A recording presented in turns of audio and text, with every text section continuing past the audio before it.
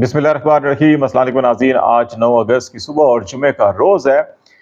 और 3-4 बड़ी अच्छी खबरें भी हैं हमारे पास जो आपसे हम शेयर करेंगे। एक तो इस्लामाबाद हाई कोर्ट के अंदर इस हफ्ते के 2 बड़ी अहम डेवलपमेंट होनी है और दोनों के अंदर जो है कि वो पाकिस्तान तहरीक इंसाफ के लिए और उनके बानी चेयरमैन इमरान खान और उनकी अहलिया के लिए अच्छी खबरों की तवक्को की जा रही है। ये कुछ डिटेल आपसे शेयर करेंगे और इसके साथ साथ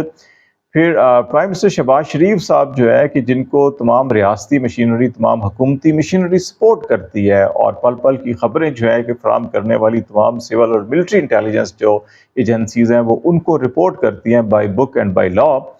लेकिन ये क्यों खबर सरगर्म है रावलपिंडी इस्लामाबाद के अंदर के वज़ीर-ए-आज़म शहबाज शरीफ को इतना नहीं मालूम बल्कि इमरान खान को वो सब कुछ मालूम है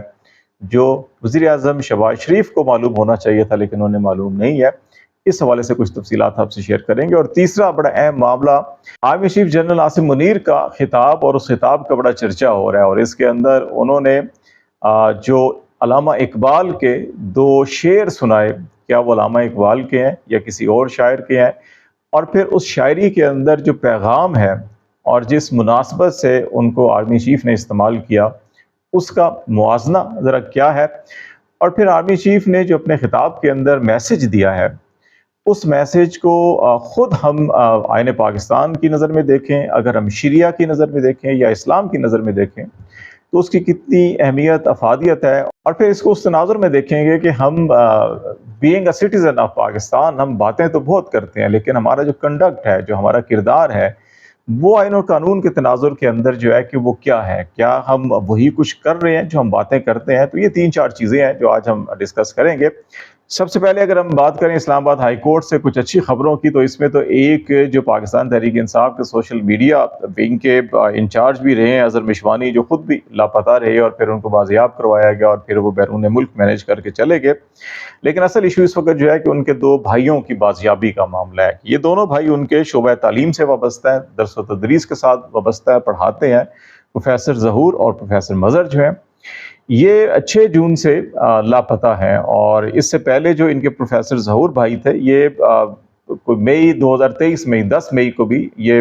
लापता हो गए थे और फिर 100 दिन तकरीबन 3 महीने से ज़्यादा वक्त जो है कि इन्होंने कैद में गुजारा था और फिर इनको बाजियाब करवाया गया था।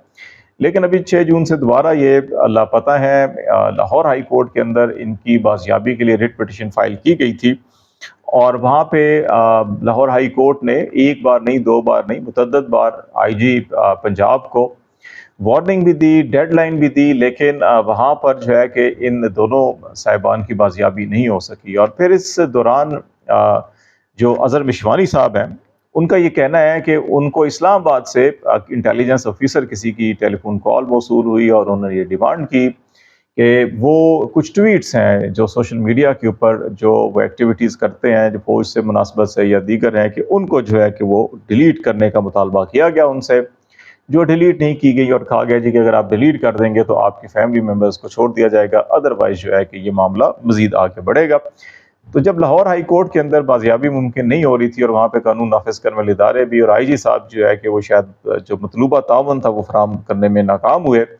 तो फिर ये पिटीशन वहाँ से वापस ले ली गई और फिर इस्लामाबाद हाई कोर्ट में ये पिटीशन फाइल की गई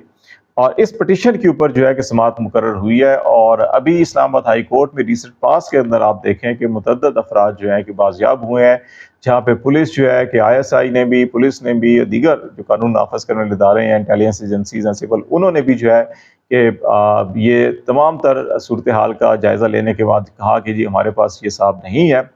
लेकिन जब इस्लामाबाद हाई कोर्ट ने आखिरी वार्निंग दी, डेडलाइन दी और फिर वो लोग जो हैं कि अपने अपने घर जो है कि वो पहुंच गए। इस्लामाबाद हाई कोर्ट जो है कि वो बड़ी आइन और कानून की बालादस्ती के हवाले से बड़ी खुल के जो है कि वो फैसले कर रहे हैं और बड़े दबंग किस्म के बड़े फैसले हो रहे हैं, तो जिसकी वजह से अब लोगों की नज़रें जो हैं को इस तरफ लगी हुई हैं और वो जो लाहौर हाई कोर्ट जिन अफराद को बाजियाब नहीं करवा सकी क्योंकि उन्होंने कहा कि इंटेलिजेंस एजेंसी जहाँ से फ़ोन आया उनका हेडक्वार्टर जो है वो इस्लामाबाद के अंदर है और वो अफसर भी इस्लामाबाद के अंदर तैनात हैं जिन्होंने फ़ोन किया था, तो इसलिए हम यहाँ पे दरख्वास्त लेकर आए हैं। तो इसके ऊपर एतराज़ लगाया गया था लेकिन वो ख़त्म किया गया और फिर इसको जो है कि इसके लिए बेंच मुकर्रर कर दिया गया। تو اس پہ ایک مثبت پیش رفت جو ہے کہ امید کی جا رہی ہے۔ اور دوسرا توشہ خانہ کیس جو ہے کہ جس پہ مئی میں ایک اسی اسلام آباد ہائی کورٹ کے اندر ایک درخواست دائر کی گئی تھی، اور اس خدشے کے پیش نظر کے ایک نیا کیس بنایا جا رہا ہے اور اس کے اندر دوبارہ عمران خان اور ان کی اہلیہ کی گرفتاری ڈالی جا سکتی ہے، تو ضمانت قبل از گرفتاری کے لیے درخواست دائر کی گئی تھی۔ اس پہ نوٹسز سرو ہوئے تھے، اور پھر اس کے بعد جو ہے کہ یہ 4-5 بار کاز لسٹ میں کیس آیا، پھر وہ کاز لسٹ کینسل ہو گئی، اور پھر مین وائل جو ہے کہ یہ اس معاملے کے اوپر نیب نے عمران خان اور پرشا بی بی کی گرفتاری بھی ڈال دی، پھر ارلی ہیئرنگ کی درخواست دی گئی، اور وہ پھر ارلی ہیئرنگ بھی جو ہے کہ وہ اکتوبر میں مقرر کی گئی اس کی۔ تو اس تناظر کے اندر جو ہے کہ ابھی جب یہ لوور کورٹ کے اندر ان کی گرفتاری ہو گئی جب عمران خان کی، اور پھر ان کے وہاں پر جو ریمانڈ ان کو دیا جا رہا ہے، اور اس ساری کارروائی کے تناظر کے اندر ایک نئی پٹیشن جب فائل کی گئی تو اس پہ یہ اعتراض تھا کہ اسی قسم کی ایک درخواست پہلے بھی یہاں پر موجود ہے۔ تو اس پہ 2 رکنی بینچ بنا تھا، اور اس پہ جب یہ معاملہ آیا تو انہوں نے پھر یہ چیف جسٹس عامر فاروق صاحب کو وہ کیس بھیجا اور کہا کہ دونوں ایک جیسے کیسز ہیں تو ان کو یکجا کر کے جلد لگایا جائے، اور اس میں ابھی یہ بھی کیا جا سکتا ہے کہ وہ دوبارہ اسی بینچ کے پاس آ سکتا ہے۔ اور اب کیونکہ یہ 2 رکنی بینچ کا ڈائریکشن گئی ہے چیف جسٹس آفس اور رجسٹرار آفس کی طرف، تو میرا خیال ہے کہ اس میں اب شاید وہ اکتوبر والا التوا کا جو معاملہ تھا وہ ختم ہو جائے گا، اور توقع کی جا رہی ہے کہ ودن ویک جو ہے کہ یہ سماعت کے لیے بھی لگے گا، اور اس کے اندر بھی معاملہ اس میں ایک اس توشہ خانہ کیس کو بھی چیلنج کیا گیا ہے کہ ایک ہی کیس ایک ہی معاملے کے اندر دوسرا اور تیسرا کیس بنایا جا رہا ہے، اور نیب قانون اس کی اجازت نہیں دیتا۔ تو اس کے اندر یہ چیز بھی ہے، اور اگر اس کو ہائی کورٹ جو ہے کہ یہ تسلیم کر لیتی ہے اس موقف کو، اور یہ فیصلہ کر دیتی ہے جی کہ ایک ہی الزام میں آپ 2-3 کیس نہیں کر سکتے، تو پھر جو ہے کہ یہ توشہ خانہ کیس سارے کے سارے جو 2-3 جو ہیں کہ یہ فارغ ہو جائیں گے، اور پھر عمران خان کی گرفتاری بھی ساری اس کے اندر ختم ہو جائے گی۔ دوسرا معاملہ جو ہے کہ یہ بات کی جا رہی ہے کہ جی کہ شہباز شریف صاحب کو بہت کچھ نہیں معلوم اور عمران خان صاحب کو سب کچھ معلوم ہے۔ یہ اس تناظر کے اندر کی جا رہی ہے کہ آگے ہونے کیا جا رہا ہے، کہ ابھی شہباز شریف صاحب کو ایک بے چینی ہے کہ وہ تمام انٹیلیجنس ایجنسیز تمام ادارے ان کو رپورٹ کرتے ہیں، لیکن اڈیالہ کے اندر کیا کچھ ہو رہا ہے یہ ان کو بالکل نہیں معلوم ہو پا رہا۔ وہ عمران خان کا بیان آئے روز سنتے ہیں، جب بھی میڈیا ٹاک ہوتی ہے اس کے اندر کوئی حکومتی اینگل نکالا جاتا ہے، اس کو پروپیگیٹ کیا جاتا ہے، اس کے اوپر نیریٹو بنانے کی کوشش کی جاتی ہے، لیکن دوسرے دن عمران خان ایک اور بیان دیتے ہیں، اور پھر اس پہ ساری کی ساری چیزیں جو ہے کہ وہ دھڑام سے گر جاتی ہیں۔ اور ابھی بہت سی چیزیں جو حکومت کے ہاتھ سے بھی نکلتی جا رہی ہیں، عدلیہ جو ہے آزادانہ فیصلے کر رہی ہے، لوور کورٹس بھی آزادانہ فیصلے کر رہی ہیں، کچھ جگہوں کے اوپر دباؤ بدستور قائم ہے، کچھ جگہوں کے اوپر حکومتی اس لیول کا ہے، کچھ جگہوں کے اوپر جو ہے کہ وہ ایجنسیز کے لیول کا دباؤ ہے، لیکن حکومت کی طرف سے اس وقت دباؤ جو ہے وہ زیادہ بڑھتا جا رہا ہے۔ اور یہ وجہ اسی لیے ہے کہ حکومت کو بہت سی چیزوں کے بارے میں ابھی یہ بیہائنڈ دا سین کیا چل رہا ہے، اگرچہ حکومت کو یقین دہانیاں کرائی جا رہی ہیں کہ جناب آپ بے فکر رہیں یا پریشان نہ ہو، سب ٹھیک ہے، اور راوی ہر طرف چین چین لکھ رہا ہے، لیکن جو لاہور کے گرد راوی ہے یقین جانیے وہاں پہ جو ہے کہ بے چینی ہی بے چینی ہے، اور لاہور کے مقیم جو اکثر مری کے اندر جو ہے کہ پائے جاتے ہیں، اور لاہور کے وہ مقیم جو اسلام آباد میں وزیر اعظم ہاؤس میں پائے جاتے ہیں، وہاں پہ بے چینی آئے روز جو ہے کہ وہ بڑھتی جا رہی ہے۔ اور اس کی وجہ یہی ہے کہ ان کو ڈیالہ جیل کے اندر معاملات کیا چل رہے ہیں، وہاں کے ان کے خیال کے اندر ڈیالہ جیل میں عمران خان کو مزید جو ہے کہ کم سے کم 6 مہینے سال اور وہاں پہ رکھا جانا چاہیے، لیکن آثار ان کو یہ دکھائی دے رہے ہیں کہ یہ تو 6 سے 8 ہفتے بھی شاید مشکل ہے ان کو وہاں پہ رکھنا، تو اس لیے یہ بے چینی ساری جو ہے کہ وہاں پہ بڑھتی جا رہی ہے۔ جہاں تک عامر شریف کے تقریر کا معاملہ، اور اس کے اندر 2-3 چیزیں، ایک تو انہوں نے کہا جی کہ جو شریعت اور آئین کو نہیں مانتے ان کو جو ہے وہ پاکستانی، وہ سمجھتے ہیں کہ وہ پاکستانی نہیں ہیں، اور دوسرا انہوں نے بات کی جی کہ سوشل میڈیا سے انتشار پھیلایا جاتا ہے، اور انتشار کی کوشش کی تو رب کعبہ کی قسم ان کے سامنے کھڑے ہوں گے۔ اب اگر ہم شریعت اور آئین کو دیکھیں، آئین پاکستان کے اندر مسلح افواج کا کردار بڑا واضح ہے، اور اس میں جو حلف اٹھایا جاتا ہے جس کے اندر صاف بشگاف الفاظ کے اندر یہ کہا جاتا ہے جی کہ ہم کسی طور کے اوپر بھی کسی قسم کی سیاست میں حصہ نہیں لیں گے، لیکن بدقسمتی سے پاکستان کی 70 سالہ تاریخ کے اندر آپ دیکھیں کہ ہماری جنرل ایوب خان کو دیکھیں، جنرل یحییٰ خان کو دیکھیں، آپ اس کے بعد جنرل ضیاء الحق کو دیکھیں، جنرل مشرف کو دیکھیں، اور اس کے بعد ابھی بھی جو موجودہ وزیر دفاع ہیں یہ جو جس قسم کے بیان دے رہے ہیں جنرل باجوہ کے بارے میں، جنرل فیض کے بارے میں، اور اس سے پہلے بھی بہت سے انہوں نے بیان دیے ایسے جو ابھی بھی سرونگ بڑی کی پوسٹ کے اوپر جو آرمی کے لوگ ہیں ان سے متعلق انڈائریکٹلی ڈائریکٹلی وہ چیزیں آتی ہیں۔ تو جب یہ چیزیں ساری دیکھی جاتی ہیں تو ہم یہ تصور کرنا کہ آئین پاکستان کو نہیں مانتے تو وہ لوگ چاہے اب جنرل مشرف کو لے لیں، چلے ابھی ہم نہیں آتے موجودہ لیڈرشپ کے اوپر، جنرل باجوہ نے ریٹائرمنٹ سے پہلے جی ایچ یو کے اندر شہداء کے ورثاء کے ساتھ اور غازیوں کے ساتھ جو خطاب کیا تھا، اس میں انہوں نے کہا جی کہ ہم نے فروری میں فیصلہ کیا کہ اب سیاست میں حصہ نہیں لیں گے، تو اس کا مطلب ہے اس وقت تک بھی اگر آپ سیاست میں حصہ لیتے رہے اور اس کا پھر جواب دہ کون ہوگا کہ آئین کو، تو پھر اس کا مطلب ہے کہ آپ خود بھی جو ہے کہ اپنے حلف کو تسلیم نہیں کر رہے، آپ اپنے حلف پر عمل نہیں کر رہے، آپ اپنے آئینی حلف کے اوپر اگر عمل نہیں کر رہے تو لوگوں سے آپ کیسے توقع کرتے ہیں کہ وہ آئین کے اوپر جو ہے کہ اس پہ عمل کریں، اور جو آئین کو نہیں مانے گا یا عمل نہیں کرے گا تو اس کو آپ پاکستانی نہیں سمجھیں گے۔ تو میرا خیال ہے کہ یہ جو کردار اور گفتار میں فرق ہے، یہ بڑی اہمیت ہے اس کی شریعت کے اندر، اور اگر آپ شریعت کی بات کرتے ہیں تو پھر اس چیز کو بھی ہمیں دیکھنا چاہیے کہ ہمارا کردار اور گفتار ایک ہونا چاہیے۔ اور دوسرا معاملہ شریعت کا جو ہے کہ شریعت کے اندر جو ہے کہ وہ ایک، ہم اس معاملے کو زیادہ نہیں اچھالنا چاہتے کہ بڑا حساس معاملہ ہے، لیکن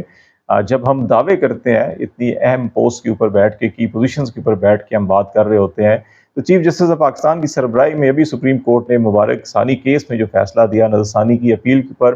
اس کے اوپر پنجاب حکومت نے، وفاق نے بھی، علماء کرام نے بڑا ریئیکٹ کیا، وہ دوبارہ جو ہے کہ اس کو ریویو پٹیشن اس کے اندر لگائی گئی اور پھر اس کا فیصلہ کیا گیا۔ اس کے بعد پھر سے تمام علماء کرام جو ہے کہ اس کے اوپر شدید احتجاج کر رہے ہیں، ایون حکمران جماعت کے لوگ احتجاج کر رہے ہیں، اور اسلامی نظریاتی کونسل نے بھی یہ کہہ دیا کہ سپریم کورٹ کے اس فیصلے کے اندر جو ہے کہ وہ کچھ ایسی چیزیں، کچھ متعدد شقیں ایسی ہیں جو اسلامی تعلیمات یا اسلام کے منافی ہیں۔ تو پھر اگر آپ کے چیف جسٹس آف پاکستان کی سربراہی میں 3 رکنی بینچ اگر ایک ایسا فیصلہ دے رہا ہے جو شریعت یا اسلامی قوانین کے منافی ہے، تو کیا پھر آپ چیف جسٹس آف پاکستان کو بھی پاکستانی نہیں مانیں گے؟ تو میرا خیال ہے کہ ہمیں ان چیزوں کو، اس قسم کے اسٹیٹمنٹ دینے سے پہلے جو ہے کہ 1000 بار سوچنا چاہیے کہ ہم کس پوزیشن پہ بیٹھے ہیں اور ہم کیا بات کرنے جا رہے ہیں، اور اس کے اثرات کیا ہوں گے، اور اس کے جو ہے کہ ریئیکشن کیا ہو سکتا ہے، ہمیں یہ بھی دیکھنا چاہیے۔ اور پھر دوسری بات جو ہے کہ سوشل میڈیا اور انتشار کی کوشش کی تو رب کعبہ کی قسم اس کے سامنے کھڑے ہو جائیں گے۔ ابھی میں نے حلف کی بات کی، حلف کیا ہوتا ہے؟ آپ خدا کو حاضر ناظر جان کر قسم اٹھاتے ہیں، حلف اٹھاتے ہیں، عہد کرتے ہیں، وعدہ کرتے ہیں، اپنے رب سے وعدہ کرتے ہیں۔ وہ آپ ہم سے نہیں کر رہے، آپ قوم سے وعدہ نہیں کر رہے ہیں، آپ وہ اپنے رب سے وعدہ کر رہے ہیں کہ جناب ہم آپ کے سامنے حاضر ناظر آپ کو جان کر حلف اٹھا رہے ہیں کہ ہم کسی طور کے اوپر سیاست میں حصہ نہیں لیں گے۔ تو آپ یہ دیکھیں کہ آپ ان قسموں کو اگر پاس نہیں رکھ سکے تو پھر اس قسم کا جو ہے کہ کیا فائدہ آپ کو قسمیں اٹھانے کا؟ تو میرا خیال ہے کہ یہ ایک جذباتی قسم کے بیانات دینا، ایک جذباتی قسم کی تقریریں کرنا جو ہے کہ یہ ہمارے انسٹیٹیوشنز کو، جو قومی سلامتی سے متعلقہ ہیں، ان لوگوں کو میرا خیال ہے کہ سوٹ نہیں کرتی۔ ان کو اپنی ملکی دفاع کے اوپر، قومی سلامتی کے اوپر فوکس کرنا چاہیے، اور ان کی ساری کی ساری ٹینشن ادھر ہونی چاہیے، تو اس سے زیادہ جو ہے کہ نتائج حاصل ہو سکیں گے۔ اور پھر ایک اس کے اندر قطعہ بھی سنایا گیا کہ اللہ سے کرے دور تو تعلیم بھی فتنہ، املاک بھی، اولاد بھی، جاگیر بھی فتنہ، نہ حق کے لیے اٹھے تو شمشیر بھی فتنہ، شمشیر ہی کیا نعرہ تکبیر بھی فتنہ۔ اب یہ علامہ اقبال کا شعر کہا گیا۔ میرا خیال کہ آرمی چیف صاحب کے لیے جو تقریر لکھنے والے صاحب ہیں کہ وہ بھی صرف گوگل کے اوپر سرسری سی ریسرچ کر کے جو ہے کہ شاید وہ تقریریں لکھتے ہیں، اور ایسی، جیسے پہلے میں نے کہا کہ ہمیں لفاظی سے گریز کرنا چاہیے، ہمیں لفظی جادوگری سے گریز کرنا چاہیے۔ ہم سیاستدان نہیں ہیں، ہم قومی سلامتی کے اداروں سے اگر منسلک ہیں تو پھر ہمیں اپنے کنڈکٹ سے ثابت کرنا چاہیے۔ الفاظ اگر آپ استعمال ادھر ادھر سے اٹھائیں گے اور وہ بھی ٹھیک نہیں ہوں گے، تو یہ اب سرفراز بزمی صاحب کا قطعہ ہے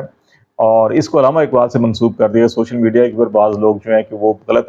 جو ہے کہ جس طرح سے فیک نیوز پھیلاتے ہیں، تو یہ آرمی چیف صاحب خود فیک نیوز کی شاید اس کے شکار ہو گئے ہیں۔ تو انہیں ضرور یہ دیکھنا چاہیے کہ جنہوں نے بھی تقریر لکھی ہے کہ انہوں نے تحقیق کیوں نہیں کی اور کیوں ایسی اتنی بڑی غلطی کر دی۔ اور اس کے اندر بھی ہے کہ اللہ سے کرے دور،